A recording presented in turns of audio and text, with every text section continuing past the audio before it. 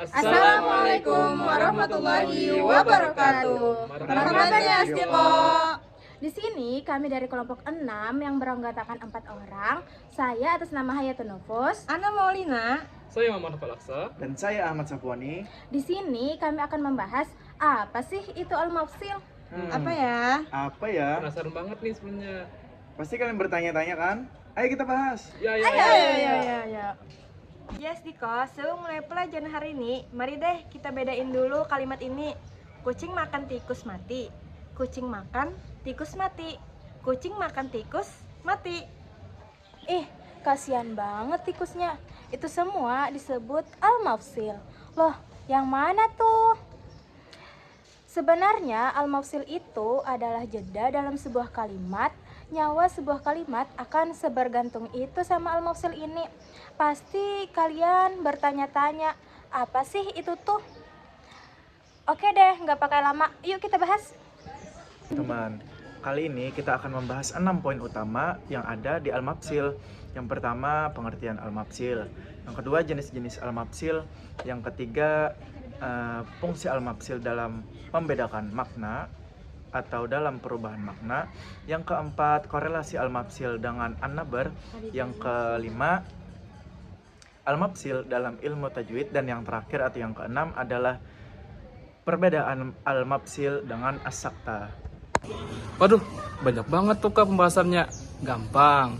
Sebenarnya al-mafsil ini tuh cukup simple. Nah, kalau kita lihat al-mafsil ini artinya adalah jeda pada sebuah kalimat yang dimana jeda ini berfungsi untuk menunjukkan awal dan akhir sebuah kalimat. Nah, contohnya dalam kasus kucing makan, tikus mati.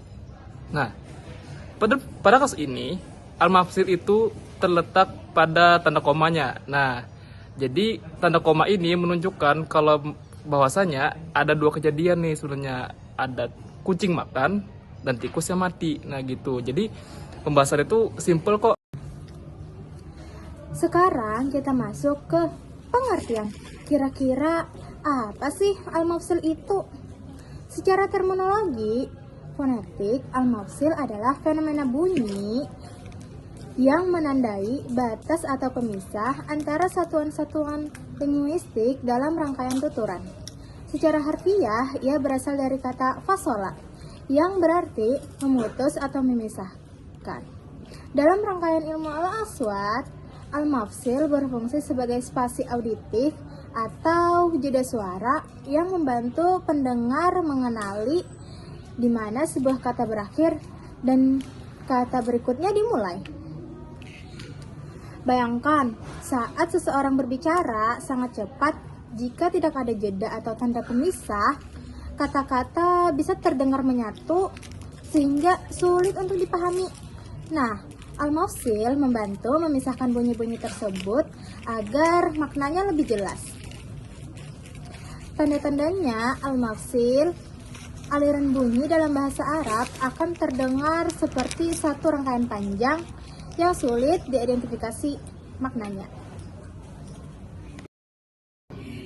Jadi al-mafsil ini dibagi dua loh. Ada yang al-mafsil ad-dakhili atau jeda internal. Apa sih jeda internal? Ini adalah jeda suara sangat singkat yang letaknya berada di dalam suatu kata yang sama. Fungsinya adalah memisahkan antar suku kata al-maqati' agar bunyi setiap huruf tetap jelas dan tidak melebur. Jenis yang kedua ada al-mafsil al-khariji atau jeda eksternal. Apa sih itu?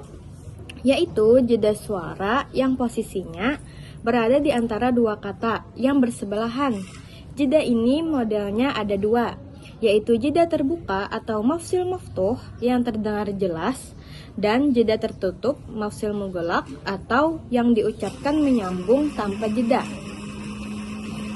Setelah kita menjelaskan al-mafsil, lalu kita membahas fungsi al-mafsil dalam perubahan makna.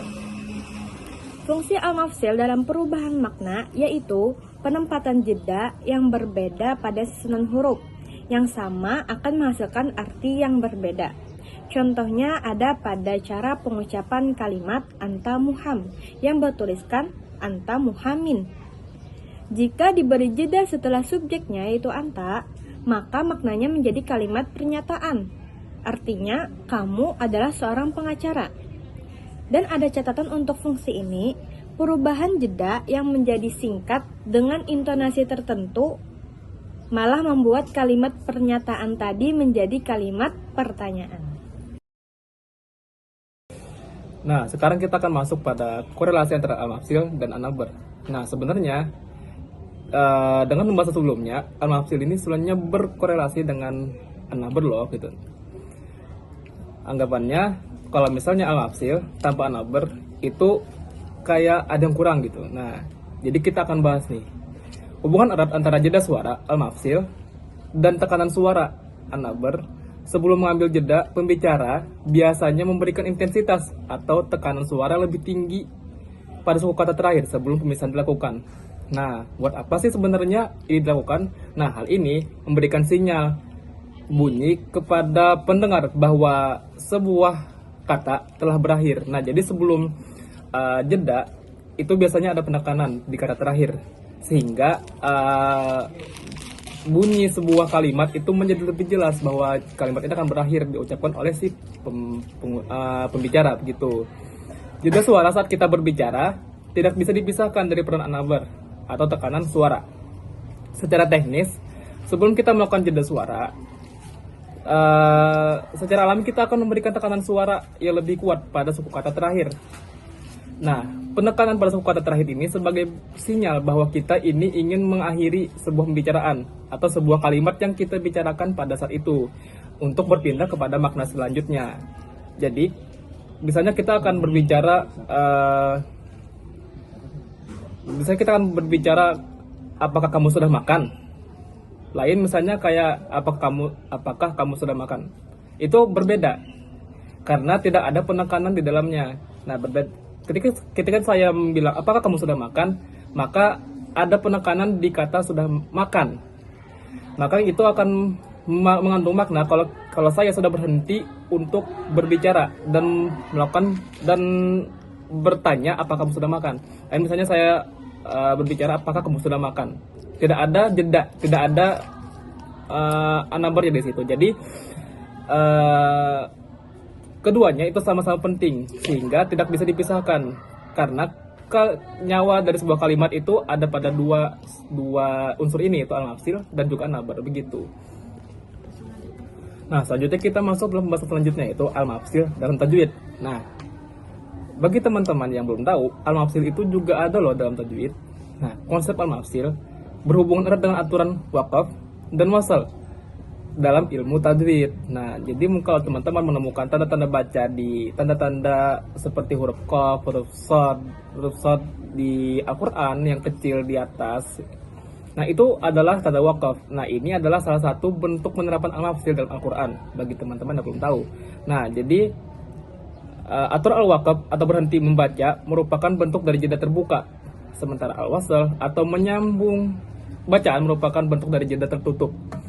Aturan wakaf atau berhenti membaca merupakan penerapan dari jeda eksternal terbuka yang berfungsi menjaga agar makna antar ayat atau antar kalimat tercampur. Nah, jadi wakaf ini itu tanda baca untuk menyuruh kita untuk berhenti di satu kalimat. Nah, fungsinya itu tadi adalah menjaga agar makna antar ayat itu tidak bercampur dengan ayat selanjutnya atau kalimat selanjutnya begitu. Lalu sebaliknya, aturan wasal itu menyambung bacaan. Berbeda dengan wakaf, tadi kan wakaf itu adalah menghentikan bacaan atau menyetop bacaan. Kalau wasal itu menyambung bacaan. Fungsinya apa sih? Sebenarnya fungsi al-wasal ini itu adalah penerapan dari jeda tertutup. Fungsinya adalah untuk menjaga kelancaran pengucapan yang biasanya diikuti dengan perubahan bunyi seperti idgham. Nah, oleh karena itu penempatan jeda di mana kita berhenti, di mana kita berhenti dan di mana kita harus menyambung bacaan itu sangat penting sekali untuk menjaga keaslian makna dalam Al-Qur'an. Nah, di slide itu saya sudah menambahkan tanda-tanda wakaf yang ada dalam Al-Qur'an seperti wakaf lazim, wakaf lam, wakaf jaiz, wakaf waslu aula, wakaf aula dan seterusnya. Begitu.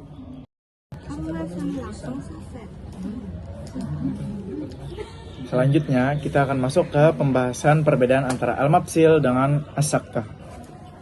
Apa sih perbedaan al-mafsil dan as-saktah? Al-mafsil adalah jeda biasa dan alami yang terjadi otomatis pada setiap ucapan, tanpa harus menghentikan napas secara sengaja.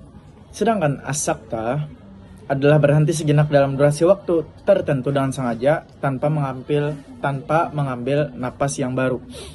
Kita juga perlu membedakan antara al-mafsil dan as-saktah karena keduanya sama-sama melibatkan jeda. Perbedaannya, al-mafsil adalah jeda alami yang otomatis ada dalam ucapan normal agar kata-kata terpisah secara struktural dan kita tidak perlu menahan napas secara khusus atau tanpa menahan napas dengan sengaja.